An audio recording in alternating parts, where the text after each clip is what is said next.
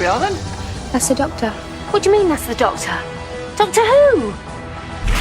It's us. They're after us. Help me.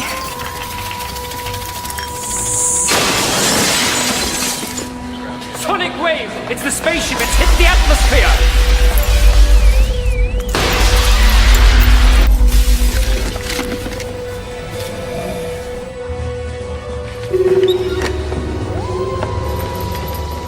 Did you miss me?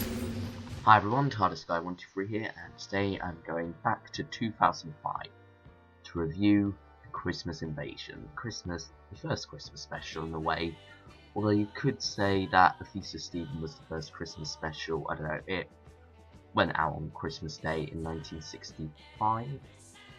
Yeah, it was 65. But anyway, 2005 is the year we're at.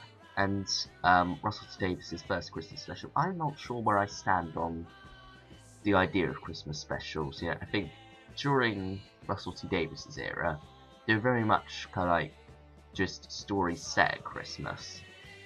They didn't really have much of a Christmassy theme, and I kind of prefer that to where Stephen Moffat went with it, which is where Christmas is very much built into the plot of the story.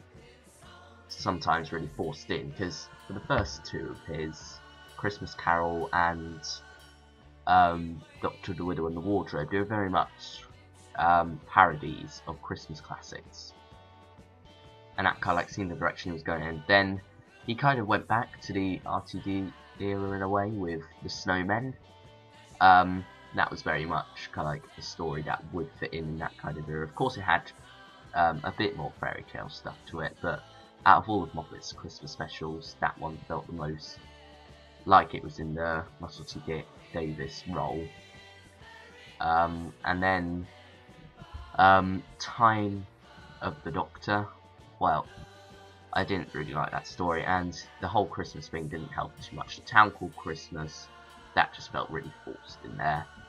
And then we had Last Christmas, which I will be reviewing soon, so I won't say anything about that. But anyway, Russell T Davies' Christmas specials tend to only be set at Christmas, and that's the majority of the extent of it.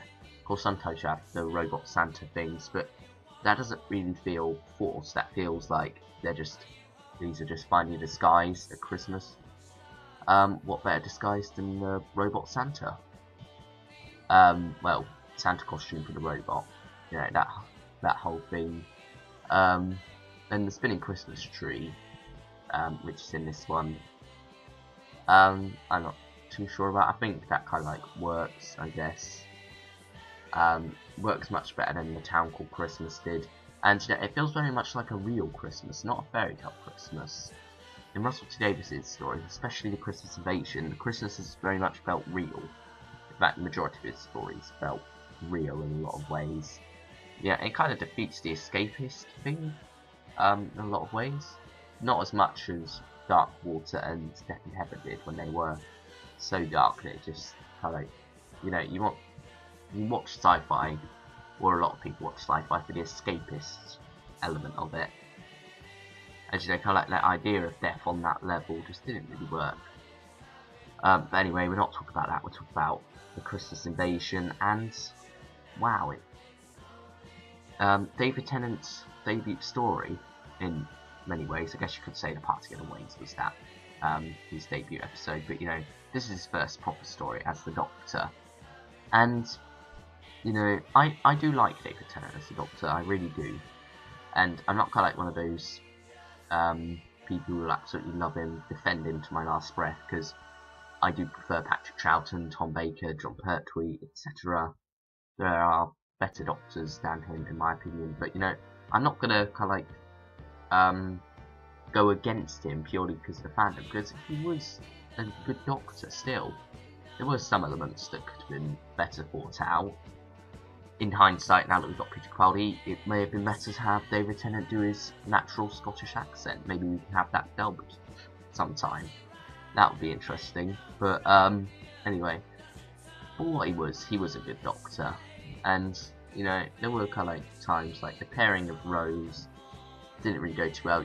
During Series 1, which I will be reviewing at some point in the new year, I'll be reviewing every single episode from that. But yeah, during that, Rose did have her moments of kind of like really annoying things, which I will go through when we go on to that. But it was mainly during series 2 when she became completely annoying and got really clingy. After that, where she kept coming back, and you could tell Mustang had his favourites, the Daleks, and you could tell that by Doomsday, where the way he treats the Daleks and Rose, you could tell he really does love that character, and it's unfortunate because it really does show through the rest of the story, and it shows through the Doctor as well, falling in love with her and whatnot, and that doesn't really feel like the thing the Doctor would do. Maybe, I don't know, new series fans will probably defend that point, but you know, it just didn't really work for me, I don't think. And it feels like he's trying to make the audience fall in love with the character, and you know, rather than putting it out there and kind of like doing things for that character, it feels like that character's being forced down your throat in a way, forced to love it and whatnot, but it just really doesn't work for me. And this is right in the middle of that. This is right in the middle of series 1 and 2, and Rose is okay in this actually. You know, she's not too annoying. I guess there are a couple of things that could have gone better, but overall, she doesn't feel too annoying in this.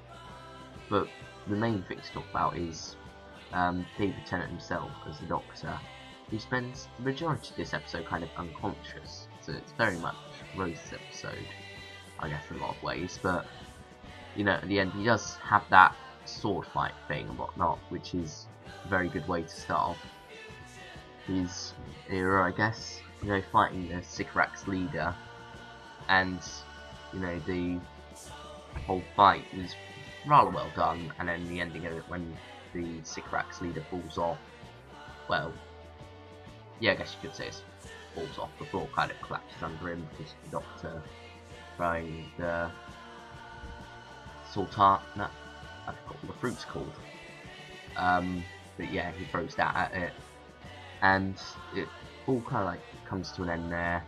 Then you have the whole Harriet Jones thing, her turning on the Doctor. That was rather interesting. You kind of like have signs of a darker Doctor that I never really fully realised. It's almost like they go, because I mean, Chris Eccleston's take of Doctor was much more straight, I guess. You know, he wasn't really a liar. He just said if he didn't like a character, he would say it. Whereas David Tennant seems to be more simmering anger, and you know, he could do that rather well. Like Sylvester McCoy, he and Sylvester McCoy can do that simmering anger very well. But when it comes to all that shouty anger and whatnot, it doesn't feel right. And watch Battlefield for that moment where the Seventh Doctor's kind of like shouting and whatnot about fighting and everything. I can't remember which bit it's at actually. I think it's towards the start of part 4, maybe towards the end of part 3, I don't know.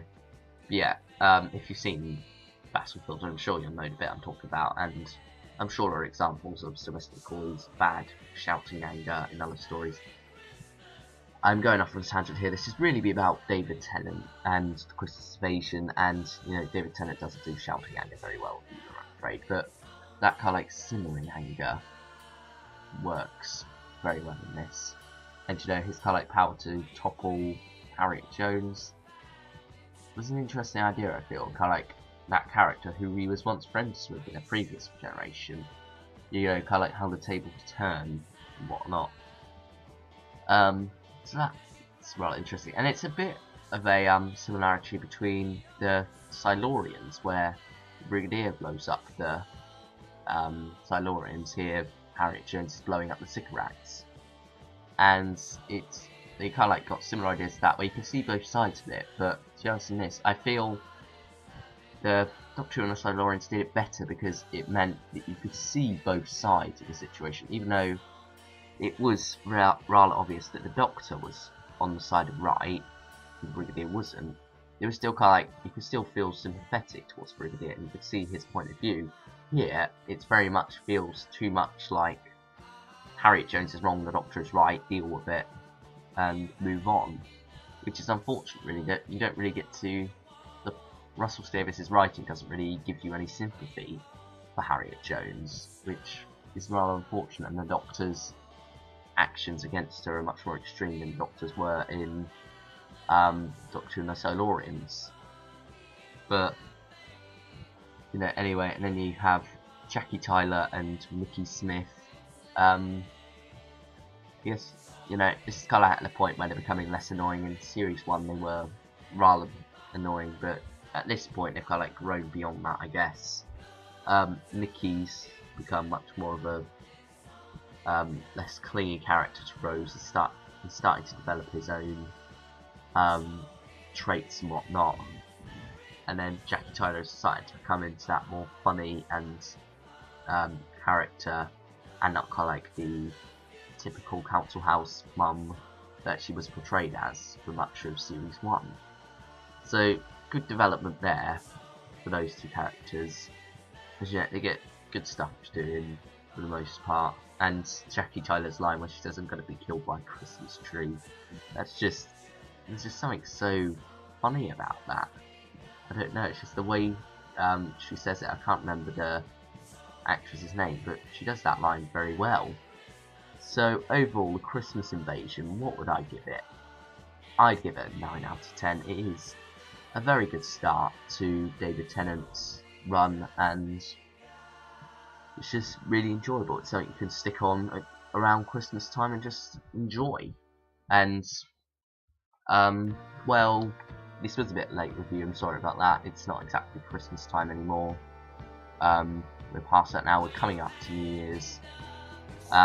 My video scheduling went a bit off, but anyway, thanks for watching this review everyone. Next up will be the Trial of the Valeyard review, and then Last Christmas review.